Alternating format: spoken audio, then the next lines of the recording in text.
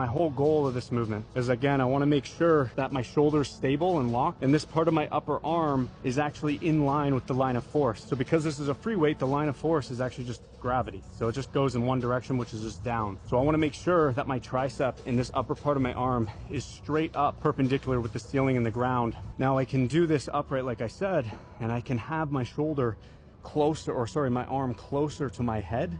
But I find this very restricting. It's hard to keep this in, and I'm gonna be using a lot more energy to try to keep my arm closer to my head. So instead, I like to keep it just slightly flared out, which is actually more comfortable for me and actually for most people. But because my arm would be flared out if I just left it like this and I was straight up and down, I now wanna lean to make sure that this upper part of my arm, like I said, is straight up with the ceiling. So I'm really trying to make sure that my arm is stable and locked the entire time. So I don't want to be cranking it this way. I'm keeping it locked, and I'm just working the